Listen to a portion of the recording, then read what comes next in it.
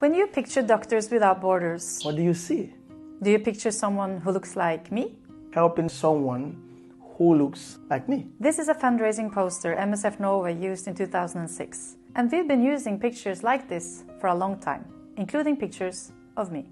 The problem is, we haven't always given you the whole picture. The full picture. Here, we even cropped out the parents of the boy, whose name is Ali Hamad. He's a real person, so that he looks even more alone and helpless. For years, we've used pictures like this to raise awareness, to raise money, to recruit staff.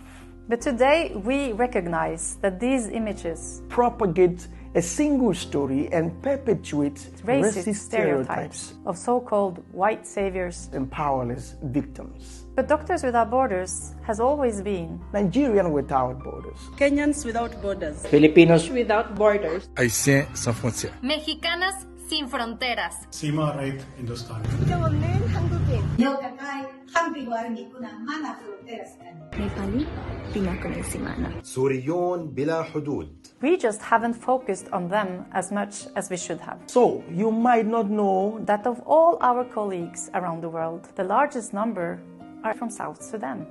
You might not know that this is because 4 out of 5 of our colleagues are hired locally in the countries where we work. You might not know that today, more than half of our international mobile staff, of which I am one, come from Africa, the Middle East, Asia, and Latin America. You might not know that Doctors Without Borders has so much diversity because we haven't always shown that to you. And that is because our humanitarian history is unavoidably rooted in the history of colonialism and neocolonialism and its stubborn stereotypes of the white European expert and the distant order in need. So now we've begun the long journey to change MSF culture and way of communicating and advocating. And because we all have blind spots, we will certainly stumble along the way. But this isn't just about getting it done. It's about getting it right. Some changes should be easier than others. Like showing a more representative picture of who we really are, where we are coming from. When we tell our story. Our whole story.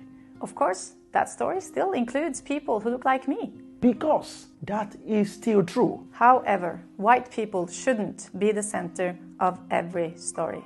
Because that is not the whole story. And that's why we want to pass the mic to our colleagues around the world much more often, so that more people from our diverse workforce and the patients themselves can tell their own story with their own voice, from their own perspectives, and co-own the story. This is important. So now it's also up to you. Will you listen to them? We hope you do. Some say that fewer people will listen when the story isn't told by someone who looks like me. They say that this kind of poster won't raise as much money, and that means we will save fewer lives. Will you join us in proving them wrong? We want to believe you will. Because this is not about us and them. It is not about heroes and victims. This is about global solidarity and humanitarian justice. Because we are all just human beings with the same worth and dignity and the same right to live in safety and health.